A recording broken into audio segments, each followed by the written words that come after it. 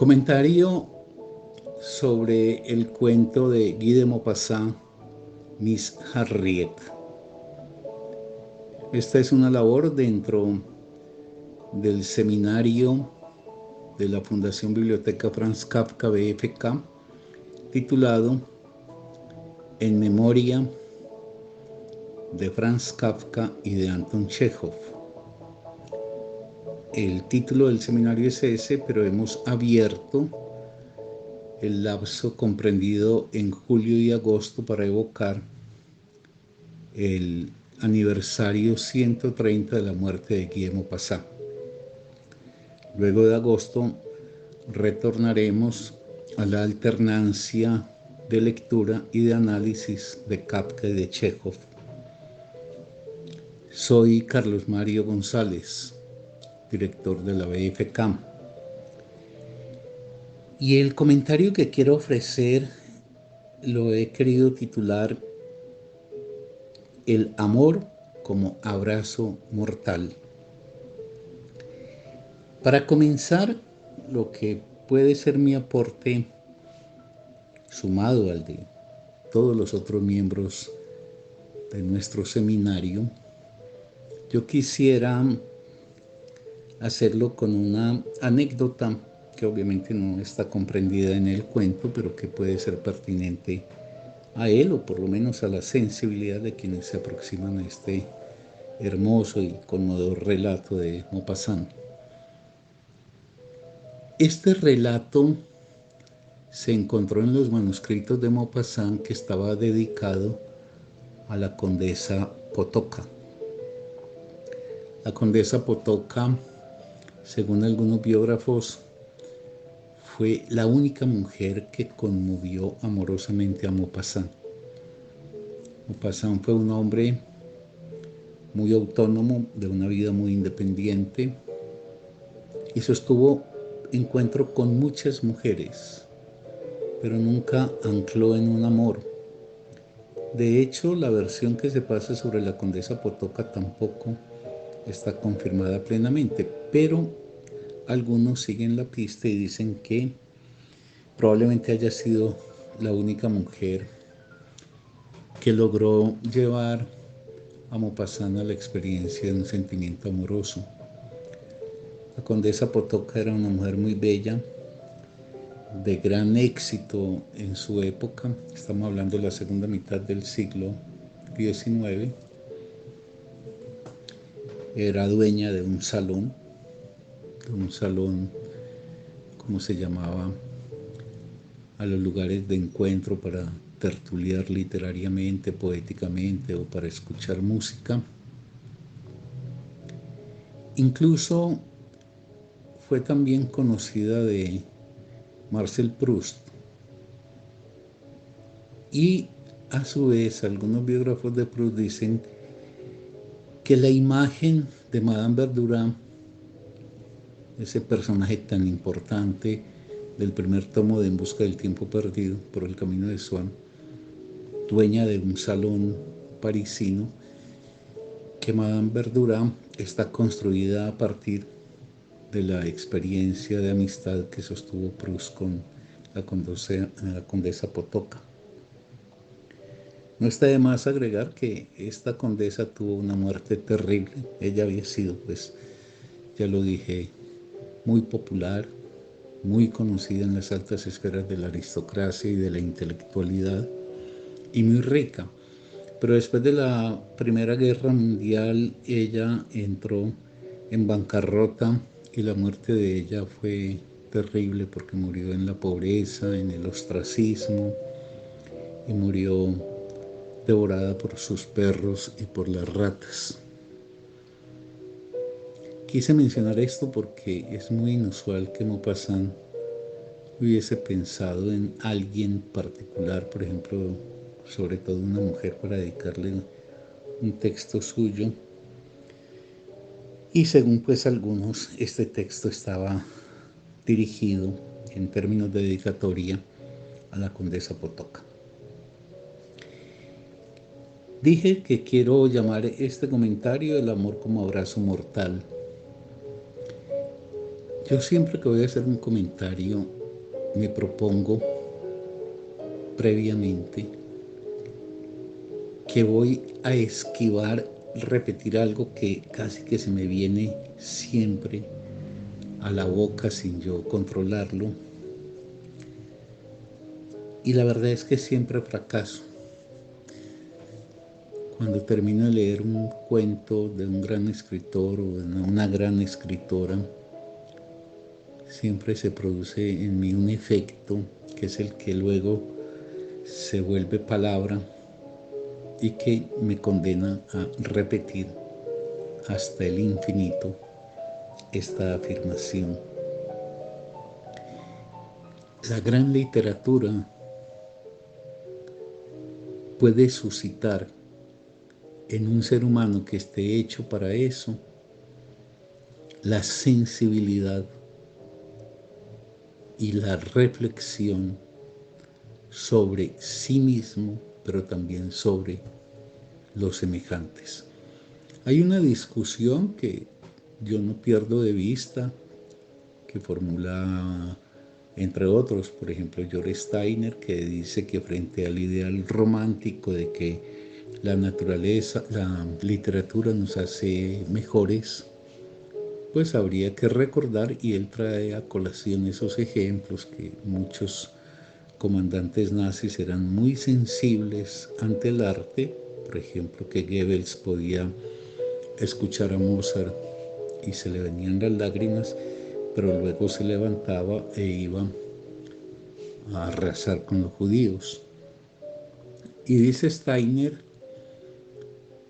que la literatura no nos hace mejores, como pensaría el romanticismo. Yo no comparto completamente a Steiner, aunque le doy razón en parte. Yo más bien diría, y apoyándome ahí en una referencia psicoanalítica, es que en un sujeto en el que su proceso de configuración inconsciente abre el lugar para la sensibilidad respecto de otro ser humano, lo que puede hacer la literatura o en general el arte es precisamente actualizar eso que estaba como posibilidad en él. Eso es como que alguien tiene en su fuero más íntimo, en lo inconsciente suyo, la posibilidad de concretar la vida en torno a una pasión, por ejemplo, en torno a la escritura, o en torno a una mujer que ama, o un hombre que puede pues, llegar a amar. Si se presenta en la vida la posibilidad, eso se actualiza. Si la vida no le depara esa posibilidad, él pasa de largo, él o ella pasa de largo y no puede nunca actualizar, presentificar lo que estaba potencialmente dado en él como resultado de una estructuración primaria en términos pues, de sujeto del inconsciente. Espero pues haber sido claro. Voy a decirlo de una forma que parece muy simple. La literatura hace mejores en el sentido de más sensible frente a la vida propia y frente a la vida ajena a quienes están hechos para eso. Y la importancia está en que esos que están hechos para eso pueden encontrar el despertar, el suscitar de esa potencialidad para volverla una posición en la vida. Quien por la razón que fuere genera una estructura separatoria radicalmente de la sensibilidad por el semejante o de la sensibilidad por su propio destino, pueden venir en un grupo de estudio Dostoyevsky, Thomas Mann, Proust, Kafka, Chekhov, y este pasará estólido. No habrá fuerza que lo mueva. Por eso yo defiendo la literatura y cada que voy a hablar de ella, se me viene siempre a la boca que hay que decir que la literatura nos permite tener una mejor conciencia y una mejor sensibilidad de sí mismo, pero también del semejante. en general de la vida humana, solo que no es la vida humana en la exclusiva versión de uno, sino la vida humana en las manifestaciones múltiples que hay, incluidas las de los semejantes.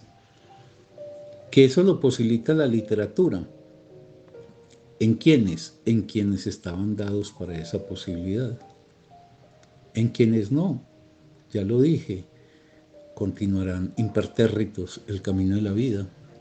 Eso es como cuando uno invita a alguien a un seminario de literatura y uno habla emocionadísimo de un cuento, o vos de donde un amigo, una amiga, y le hablas con entusiasmo de un relato y solo lees, y de pronto levantas la vista y lo que ves es un rostro frío, insensible, imperturbable, anheloso más bien de que se termine eso. Hay un sentimiento de frustración en vos, pero al mismo tiempo sabes que vos no puedes imputar una culpa al otro. El otro oye lo que puede oír. La literatura lo que pasa es que nos ayuda a oír, por ejemplo, las dichas y los sufrimientos, las esperanzas y las frustraciones del ser humano, tanto pues en lo que tiene que ver con uno mismo como con los semejantes. Este relato de Maupassant es un relato muy conmovedor porque atiende a una situación muy dramática. Es la vida que hacen los seres que están separados de la posibilidad de desear y por tanto de gozar amorosa o sexualmente y de ser objeto del deseo amoroso o sexual por parte de otros. Ahí hay una forma de armar la vida que pasa inevitablemente por ciertas modalidades del sufrimiento. Pero esto también, si uno extiende la mirada de Maupassant, pues cubriría como destino inevitable la vejez, como el tiempo en el cual el amor siempre que hablo del amor, en estos casos estoy mencionándolo como una pasión amorosa, no como la calidez y la ternura simplemente, sino como el fervor de una pasión y la sexualidad, que la vejez es un tiempo en donde el ser humano va distanciándose de la posibilidad de amar apasionadamente y ser amado apasionadamente, de desear sexualmente en forma intensa y de ser deseado intensamente en materia pues del cuerpo. O sea, Maupassant lo que va perfilando es un camino en el que podemos reconocer vicisitudes particulares de algunos seres humanos en la soledad, en la imposibilidad de hacerse a ciertas formas del goce de la vida, pero también traza la pintura de un destino hacia el cual todos nos dirigimos, que así como nos dirigimos hacia la muerte, si la vida alcanza para llegar a la vejez, pues allá habrá que pagar precios también en materia del cuerpo y del sentimiento. En el relato, cuando recién comienza, Maupassant ofrece una expresión que puede ser muy sintética de toda la problemática que nos va a presentar en el cuento. Él dice que la importancia del amor, la dicha del amor, está en aquello de que pueda uno encontrar en el mundo un corazón que palpita cuando aparecéis, unos ojos que lloran cuando os marcháis. Esas son cosas tan raras, tan dulces, tan preciosas, que no hay que despreciarlas nunca. O sea, en pocas palabras, la experiencia amorosa, la experiencia de ser amado, y ser amado porque alguien ve que la proximidad de uno suscita un brillo especial en sus ojos. Y por el contrario, que hay un cierto velo sobre la pupila cuando uno, siendo amado, se marcha.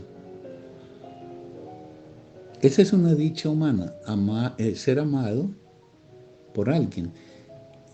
Hay otra dicha que está siempre vinculada pues al sufrimiento. El amor siempre tiene una frontera, además muy porosa con el sufrimiento.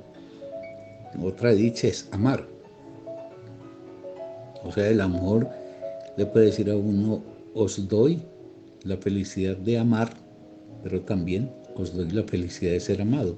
Pero atención, esas dos riquezas que nos ofrece pueden traer la contracara de que precisamente por el amor que te embarga puedes ser más susceptible de la desdicha ante la negativa, por ejemplo, del ser amado, que no te ame, pero también puede suceder que sea el propio sujeto el que pierda la posibilidad de amar a alguien que lo ama. O sea, pues hay una trama muy, muy densa de caminos hacia las dichas que depara el sentimiento amoroso, pero también hacia las amenazas de desdicha que nunca dejan de pender sobre los enamorados. El relato nos sitúa muy rápidamente en función de un personaje que vale la pena destacarlo, porque en ese personaje se configuran algunas características que yo insisto, no son exclusivas de ese personaje que nos pinta Maupassant. Los grandes escritores pintan personajes para que como espejos nosotros nos tengamos que reflejar en ellos, si es que tenemos capacidad de salir de nosotros mismos y de mirarnos. Es que esta es una mujer mayor. Recuérdese que en el relato el narrador es un hombre joven, tiene 25 años. Esta es una mujer mayor. Y es además una mujer que no está acompañada de ningún trazo propio de la belleza. Es una mujer flaca, cabellos grises, cara de momia. Miss Harriet no es sensual ni tiene el encanto que produce la belleza. Y eso es muy importante porque pues millones y millones y millones de seres humanos, uno incluido ahí, está en unas condiciones en donde el cuerpo ya no es denotador de la belleza y en donde la imposibilidad ya de ser suscitador del encanto en la mirada del otro, pues conduce a que el propio sujeto tenga que asumir cómo plantearse frente a la condición de no ser objeto del deseo ni en el campo amoroso ni en el campo sexual. Ahora, Miss Harriet ha hecho algo que no es infrecuente entre los seres humanos, precisamente por la plasticidad que en su configuración psíquica tenemos. Los seres humanos, cuando se tapona una vía, pueden encontrar metafóricamente vías alternativas para poder hacerse al goce o por lo menos sostenerse en la vida con una cierta dignidad. Y es que como Miss Harriet no es objeto de amor, Miss Harriet no suscita ningún encanto. Aquí estamos en el contraejemplo de las mujeres fascinantes, arrebatadoras, que muchas veces también la literatura trae a colación. Aquí estamos es en lo contrario, en una mujer que es la negación de lo deseable. Ahora, insisto, y por eso hablaba al comienzo de que la literatura nos hace sentir y pensar también la suerte humana, la propia y la de los demás, que son millones de seres humanos los que no concitan el deseo, ni en el cuerpo ni en el espíritu.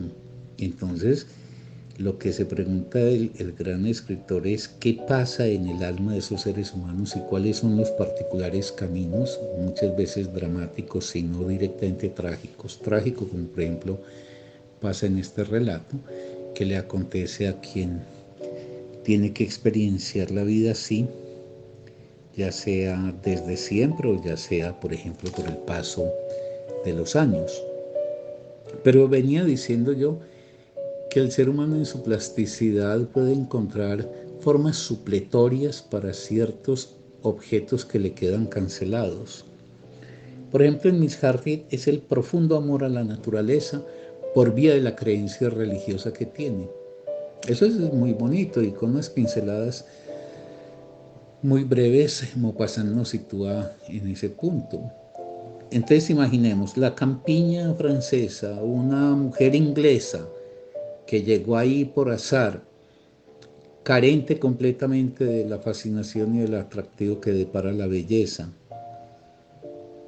Y esa mujer es solitaria, pero para soportar esa soledad, en esa mujer lo que se ha procesado y lo que la embarga a ella es una fascinación de corte religioso que le lleva a extender hacia la naturaleza como obra divina el encanto que ella puede sentir. Os dicho, Miss Harriet ama la naturaleza porque en la naturaleza lo que ella ve es la concreción de la magnificencia divina.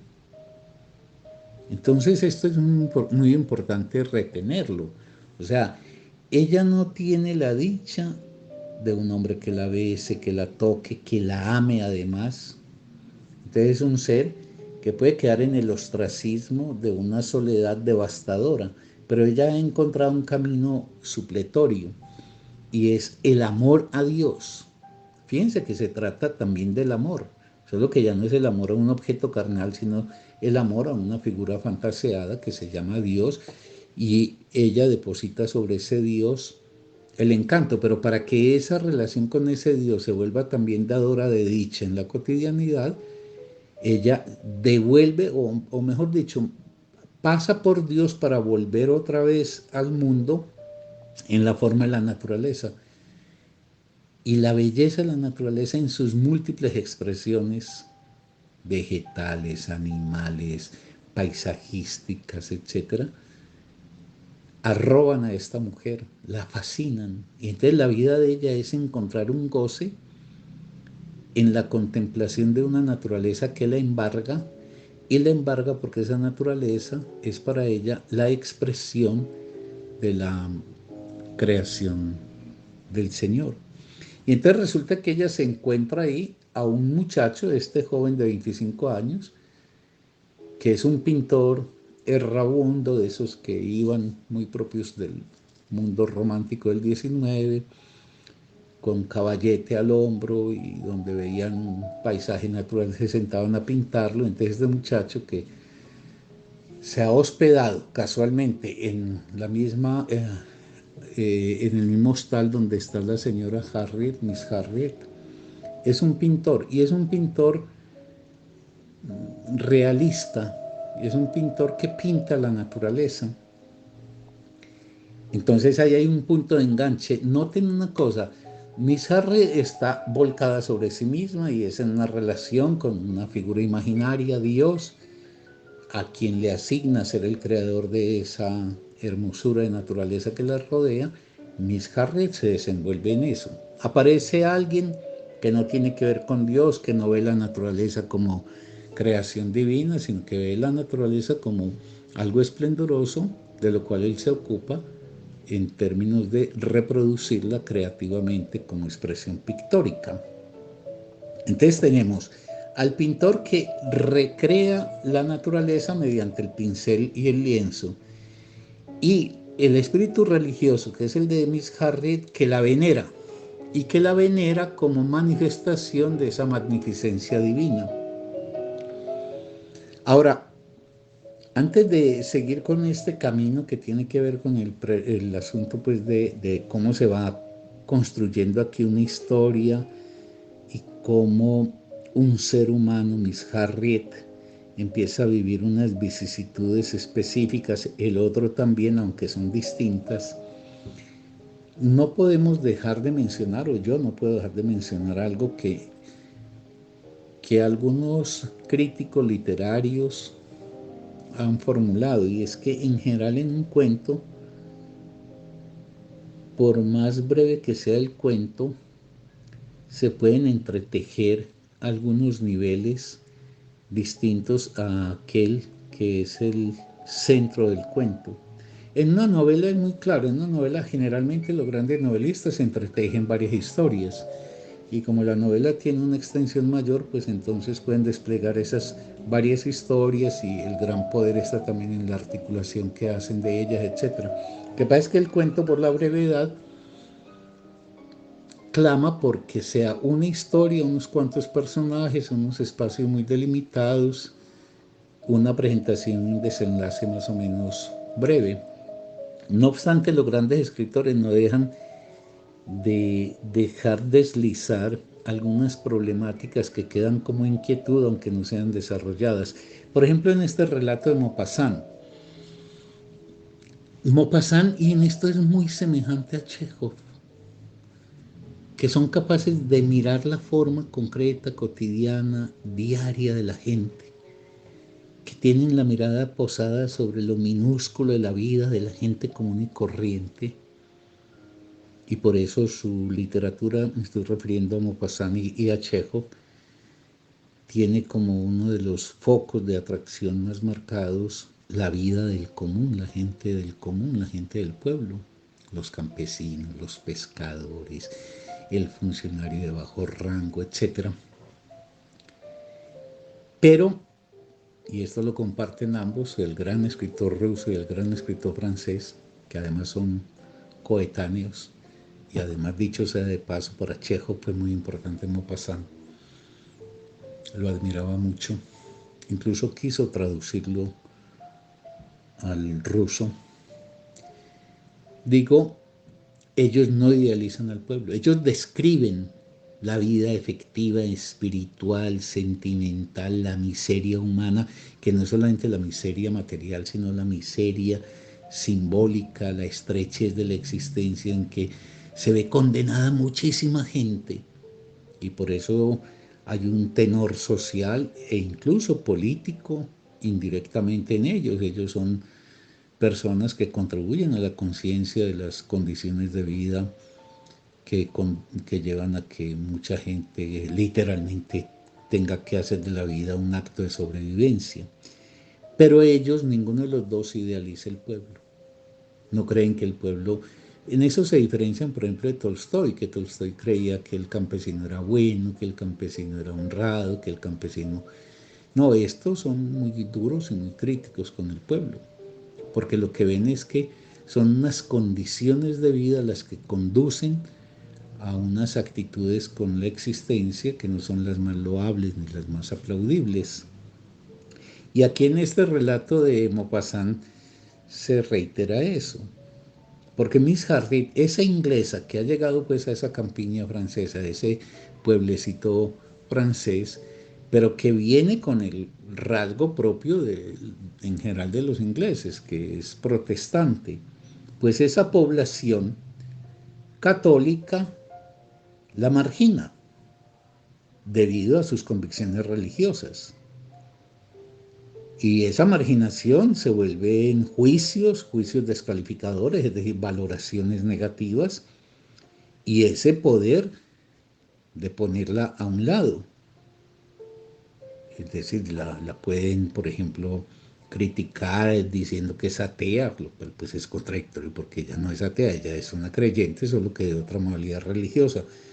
Y la declaran hereje cuando ella simplemente pues configura otro tipo de creencia que no el propio del catolicismo. Pero ahí Maupassant lo que está mostrando es que un pueblo imbuido de una creencia religiosa que se supone que es una creencia promotora del amor al semejante, al prójimo, etcétera, en el fondo es fanática, cerrada, y todo aquel que marque una diferencia se vuelve objeto de la discriminación, del rechazo, cuando no directamente del vituperio, etcétera. Y Maupassant no pierde la oportunidad de mostrarnos que tras ese catolicismo que se supone que está preñado del amor, lo que hay son posiciones fanáticas, cosa pues que ha sido expresada a lo largo de la historia en las guerras religiosas, etc. Pero creo que es importante destacarlo porque vuelve a advertir Maupassant como todo gran escritor, que en la forma en que hacemos la vida puede haber muchas inconsistencias y muchas contradicciones, y que bajo la faz de lo más bondadoso podemos encubrir, por ejemplo, la maldad más terrible, como por ejemplo discriminar a alguien porque tiene otra creencia, marginarlo, llevarlo al ostracismo, etc. Pero volvamos entonces a Miss Harriet, esa mujer que es, como se suele llamar, por lo menos en, en la cultura nuestra, la beata. La beata con I, no beata, sino la beata, que se llama en los pueblos así, es esa mujer que por la razón que fuere no alcanzó inicialmente el vínculo matrimonial, secundariamente la familia, y como el modelo de mujer se concretaba únicamente en tanto ésta pudiera desposarse y ser madre, pues esa beata era considerada un ser frustrado, fracasado. Claro que no daban alternativas. Si esa mujer gozaba del cuerpo, pero extramatrimonial, también era condenada. Es una visión muy estrecha y muy, yo diría, dolorosa sobre la vida de muchos seres humanos. Pero entonces Miss Hardy es una mujer que ha visto pasar los años, que ya esos años están marcando su cuerpo, su cabello, y conjuga esos rasgos propios de la beata, gestos de bondad, pero también manifestaciones de comportamientos que no son soportables, que están cargadas de manías, que usan un atuendo, un vestuario, pues que no es propiamente el que más llama la atención, entre otras cosas porque lo que intentan es precisamente pasar desapercibidas. En fin, y Maupassant construyó una imagen ahí que me parece que condensa todo esto que acabo de decir. Son vestales petrificadas, vírgenes petrificadas. Esa beata que es la clásica solterona, pero yo quiero insistir, ojo, porque en el mundo contemporáneo ya hay una valoración muy distinta de lo que es el matrimonio y la familia. Esos ya no son criterios de realización de la vida. Si antes era una fatalidad para una mujer que para poder realizar tenía que cumplimentar la vida con el matrimonio y la descendencia. Incluso los hombres también, la soltería siempre fue mal vista.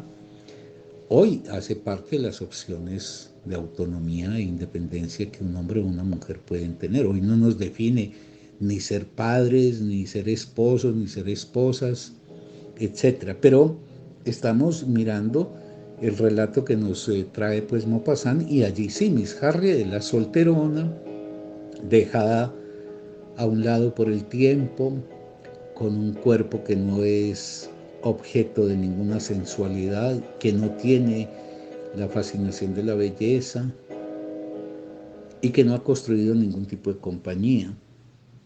Y ha hecho un deslizamiento, llamémoslo en términos freudianos, y esto no quiere decir que se psicoanalice el cuento, quiere decir que se utiliza un concepto para proseguir el análisis fenomenológico de él, porque es que hay gente que entiende las cosas muy mal y cree que si se usa un término proveniente de un determinado saber es que uno tiene el cuento metido bajo esa lupa. No. Cuando Freud dice que todo el tema del amor y de la sexualidad es un asunto de economía libidinal, quiere decir que cuando se resta la economía libidinal a un objeto específico, por ejemplo, alguien de carne y hueso, se puede desplazar perfectamente hacia un objeto supletorio. El conocimiento, la naturaleza, los animales, etc.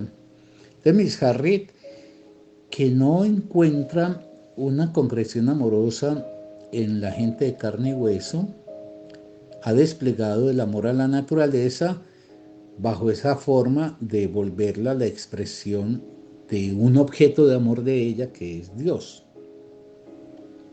Y por eso Miss Harriet, cuando narra en un pasaje Maupassant que un sapo se ha visto aplastado y entonces tiene una patita destrozada, Miss Harriet se sensibiliza con eso, va y venda al sapo, cosa que le va a reprochar precisamente la dueña de la pensión, porque para ella eso pues es absurdo, pero ya voy a mencionar algo porque hay ahí un punto también importante que es bueno no pasarlo por alto. Pero también cuando narra que Miss Harriet le compra a un pescado recién sacado del mar y apenas lo paga lo vuelve a lanzar al mar, cosa que lleva al pescador a que se ponga furibundo. Con eso lo que está diciendo es que la naturaleza es una obra sagrada y donde esas formas maravillosas de la vida, como los animales, etcétera, merecen también la posibilidad de seguirse sosteniendo en su vida. Pero precisamente los sectores populares, los campesinos, aquí vuelve otra vez la no idealización que hace Maupassant de los sectores populares.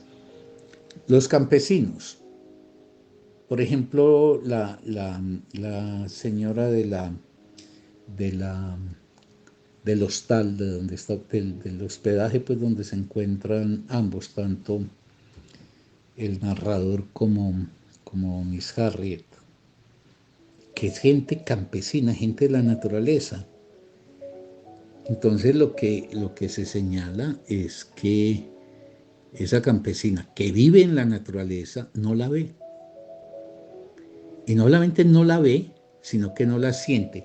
Ya voy a ir a ese puntico porque estaba pasando por alto algo que creo que es necesario que no lo pierda de vista. Miss Harriet había encontrado una dicha que le daba mucha autonomía. Sí, una dicha compensatoria de otras, pero finalmente una dicha. Ella pasaba el tiempo vagando por el campo, adorando a su Dios en la naturaleza que veía, en el mar, en las montañas, en el cielo, etc. Entonces, es como si ella hubiera encontrado un camino que le permitía guardar la alegría en sí.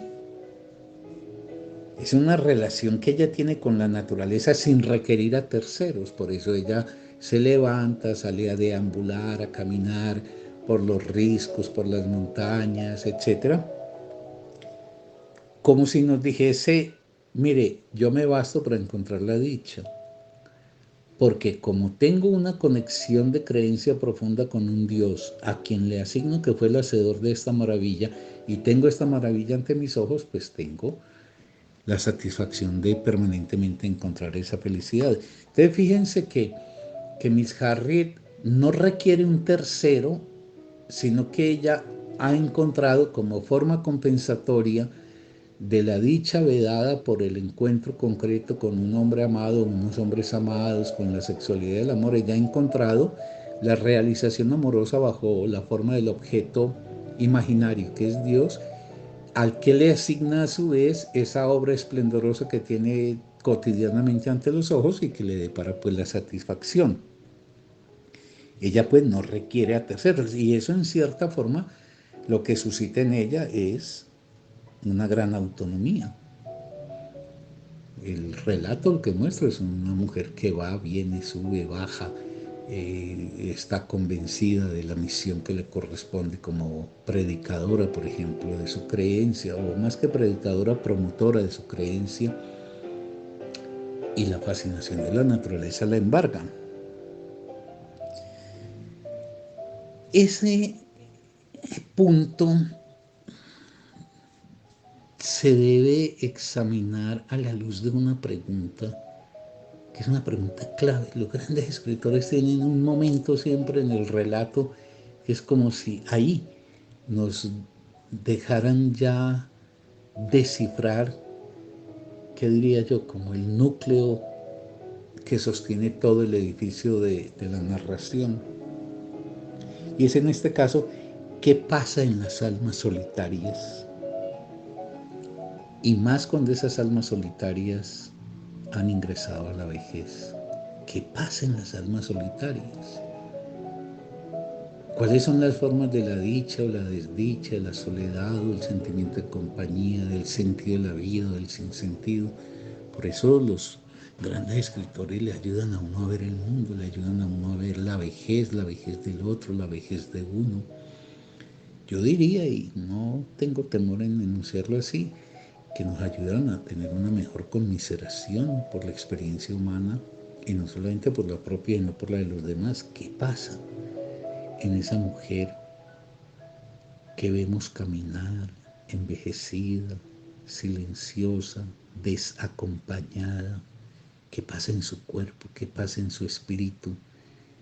¿Qué la puede afirmar a la vida, etcétera? Esa es una pregunta que Maupassant nos ofrece y que en mi opinión sostiene como si fuese una piedra basal toda la construcción y la arquitectura del relato. Pero quiero volver a un punto que me recuerda una afirmación de Poe, y es que los seres humanos lo que tenemos ante los ojos permanentemente es lo que menos vemos. Eso es lo que pasa en los matrimonios, que se ven tanto el esposo y la esposa que al final ni se notan, ni se percatan. Es como si el ser humano necesitara que el objeto tuviese algo de perdible o de evanescente para poder, en la ausencia del objeto, poder cobrar una mejor representación de él. Esos campesinos que viven en la naturaleza, como la señora del hostal o como los demás campesinos, no la ven y no la sienten, como ya lo mencioné con el caso del sapo maltrecho o del pez devuelto al mar. Pero ese pueblo, volvamos a decirlo aunque sea muy velozmente, ese pueblo campesino que es religioso, es terriblemente injusto y es causante de dolor al prójimo que es diferente. Y es ahí donde ha encontrado el apoyo todas las formas depredadoras, por ejemplo, las guerras religiosas. Entonces alguien que es católico mata al otro porque es protestante o viceversa, etcétera. Eso es como una variante del nacionalismo, es decir, que entonces el inglés mata al otro por francés o el francés al otro por inglés, etcétera. Y cuando el pintor le muestra a, a la dueña de la hostería, le muestra una pintura que él está muy emocionado con el logro que ha alcanzado, que es una pintura natural, es una roca y el mar es verdoso, etc. La señora que vive metida en ese mundo ve ese lienzo y eso no le produce absolutamente nada. En cambio, Miss Harriet, que pasa casualmente, la ve y sí se conmueve con la belleza representada en esa pintura. ¿Por qué? Porque Miss Harriet se sintió identificada con la forma de ver la naturaleza por parte del pintor, porque el pintor es otro fascinado con la naturaleza, solo que la fascinación de Miss Harriet da la vuelta por Dios, la fascinación del pintor la da simplemente por el ejercicio de la pintura. Entonces, cuando ella testimonia lo que no puede testimoniar la dueña del hostal, la fascinación que le produce esa pintura, el juicio de ella emociona al pintor. Y entonces esos dos seres sienten que se traza un vínculo entre ellos. ¿Por qué? Porque se comprenden y se compenetran. Eso, que no deja de ser una experiencia más para el pintor, va a ser el comienzo de la catástrofe de Miss Harriet. Porque entonces dos seres que antes no se conocían, de pronto se encuentran identificados en un rasgo común, el encanto que les produce la naturaleza como una forma potente de expresión de la vida. Entonces se sienten identificados, sienten que cada uno sabe qué es lo que está viendo el otro, cosa que no pasa con la campesina. Y en ese identificarse mutuamente, por ejemplo, en el encanto que les produce la naturaleza, aunque por causas distintas, ellos se compenetran. Esto es, se sienten unidos. Se sienten unidos en su forma de ver y sentir la naturaleza. Y por eso hay momentos donde Maupassant describe Por ejemplo, en un pasaje que dice, Miss Harriet contemplaba con apasionada mirada el final llameante del día y tenía desde luego unas inmoderadas ganas de abrazar el cielo, el mar, todo el horizonte.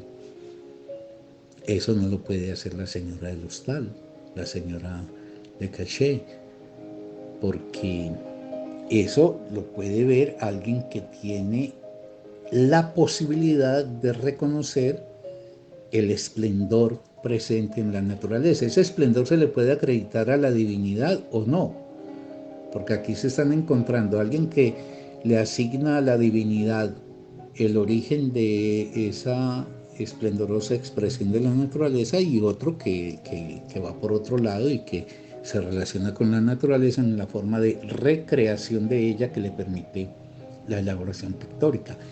Sea lo que fuere, ellos se hicieron amigos. Es decir, dos seres que eran extraños se aproximan porque se han compenetrado. Sin embargo, no olvidemos que aquí va a haber un elemento dramático y es que ella es una vieja y es una vieja indeseable. Y él, los trazos que ha pintado Maupassant al comienzo, era un hombre apuesto, atractivo, es decir, tenía los signos que acreditan la belleza como fuerza de atracción que se suscita sobre el otro.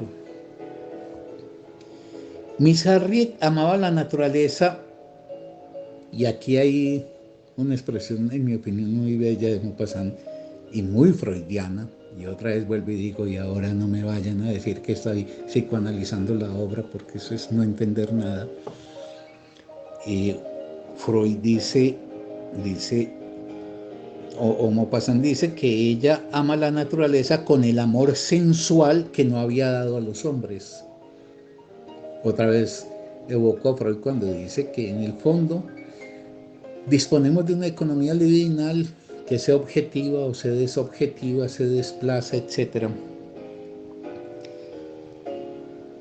Para el pintor el arte es la reproducción humana de una parcela de la creación misma. El arte puede ser eso, puede ser la forma, por ejemplo, ¿qué es lo que ve Miss Harriet? Que en ese lienzo aparece una especie de traducción de toda esa maravillosa creación divina, de toda esa maravillosa obra divina, mientras que para el pintor su labor creadora es eso, es una labor creadora. ¿Qué quiere decir creación? Creación, por lo menos tal como yo lo entiendo, puede entenderse como que lo que no era advenga a ser, permanezca y contemos con ello. O sea, donde no era, algo viene a ser por el quehacer del ser humano. Pero no viene y se difumina, sino que permanece y no queda como algo inútil o disfuncional, sino algo con lo cual contamos. Eso es una labor creadora, por eso es tan difícil crear, porque crear es instalar en el mundo para que permanezca y para que siga ocupando un lugar en el ser humano. La música ocupa un lugar en el ser humano y por eso quienes logran que unos sonidos que no estaban lleguen y se puedan instalar en el mundo y sigamos contando con ellos, pues estamos ante una labor de creación del ser humano. Ahora, hay un momento que es el anuncio de una tragedia que se va a desatar y es el momento en el que él le dice a ella, porque aquí hay que movernos que se están, pues en la conciencia que se están desenvolviendo ya dos lógicas. Y es que la pobre Miss Harriet está saliendo de su autonomía, de ese encierrito pero satisfactorio donde ella con esa naturaleza fascinante, obra de su Dios, encontraba una dicha de la vida y de pronto irrumpe alguien que la saca de esa terna, Dios, naturaleza, ella, y la pone en dirección a él. Él no está en esa experiencia, porque Miss Harriet lo que está empezando a sentir es amor por ese creador, que es como una especie de versión humana del Dios que ella ama, y él no. Él le tiene cariño, aprecio, pero no amor. Y de pronto le dice una frase que en mi opinión es el inicio del colapso. Él le dice, hoy está usted bella como un astro, Miss Harriet. No solamente la resalta en la belleza, sino que lo hace bajo la forma metafórica de la naturaleza, como un astro. Y la respuesta de Miss Harriet es sonrojarse, lo cual quiere decir que ha recibido esas palabras, las ha hecho suyas y vienen de alguien que la mira en el mundo como si ella fuese un objeto de esos de la naturaleza tan maravillosos que ella tanto ama. Entonces, ¿qué empieza a acaecer en Miss Harriet? Que dos sentimientos profundos comienzan a establecer o una coexistencia o una colisión entre ellos. El sentimiento por la naturaleza, pero ahorita abierto al sentimiento por el pintor. Porque el pintor desata una fuerza desconocida que ella, aunque en pasajes del relato parece que quisiera domar, no puede. Y por eso, porque está superada por el sentimiento que la embarga y que la dirige a ese pintor, y que ella debe guardar en sí la idea de que ella no tiene el poder de fascinación para cautivar al pintor, más allá de la frase que le dijo, ella hace un mecanismo, digamos, de réplica al defraudamiento de no poder ser, intuyo yo que es lo que le pasa a ella en su corazón, que ella siente que no puede ser objeto de amor para el pintor, y entonces se vuelve hosca, se vuelve hostil. Ese es otro mecanismo bien humano. No podemos responder en un nivel, respondemos en el otro.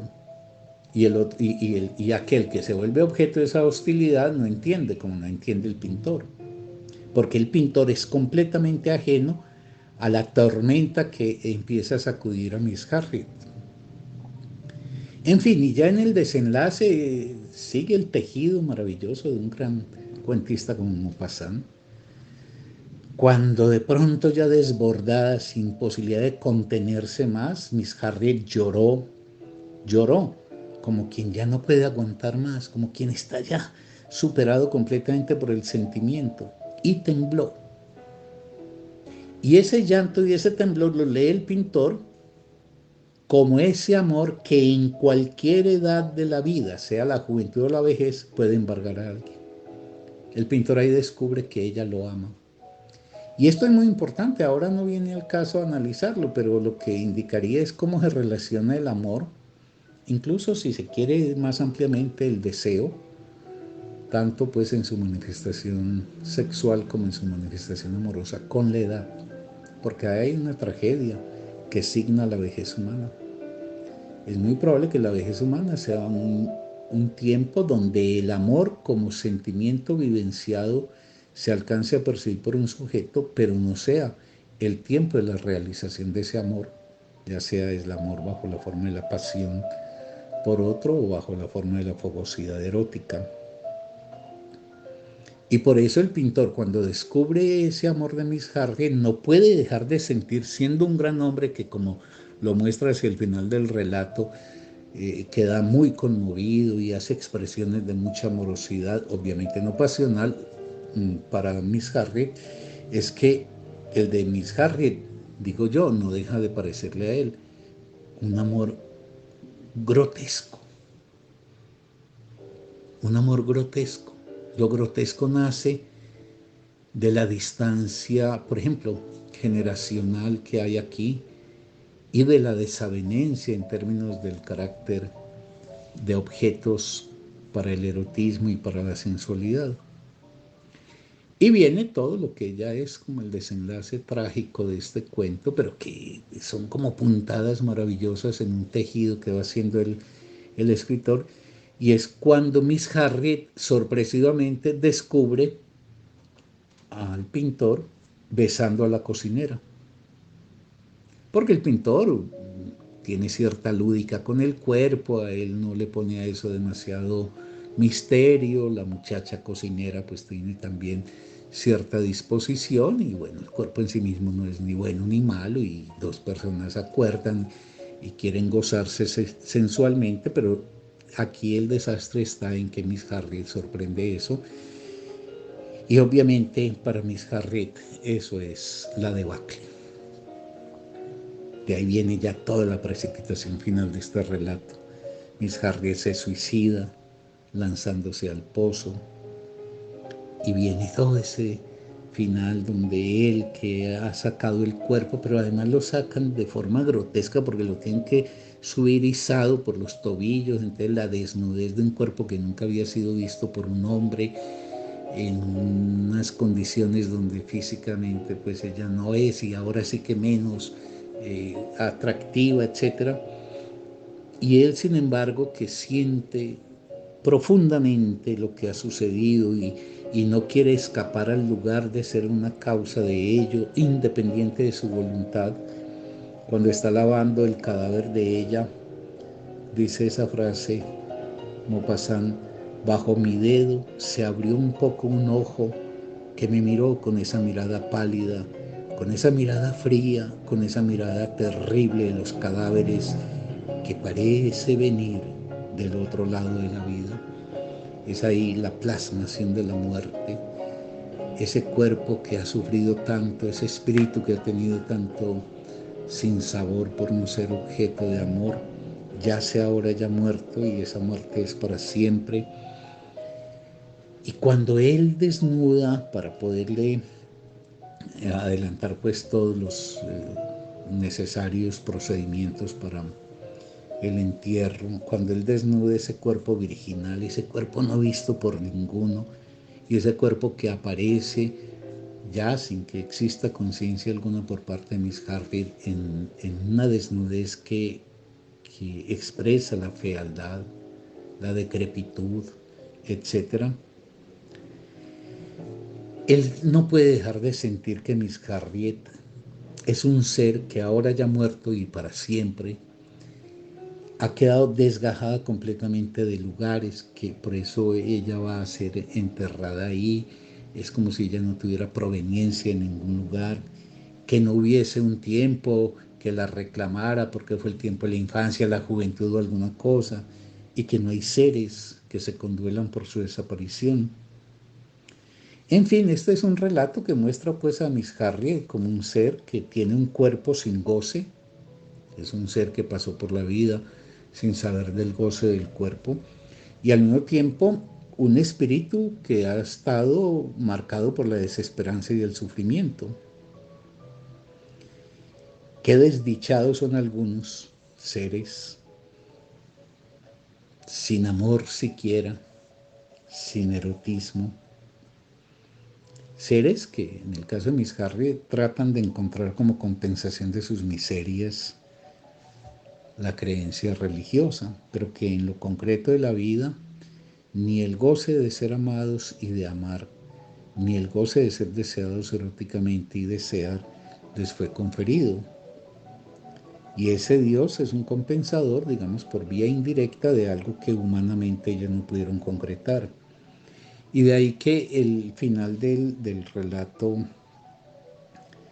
en mi opinión, refrende toda la fuerza de esta historia, la fuerza dolorosa de esta historia, y que no es una historia que está consignada en el papel, es una historia que está regada en el mundo, que puede estar incluso presente en uno mismo.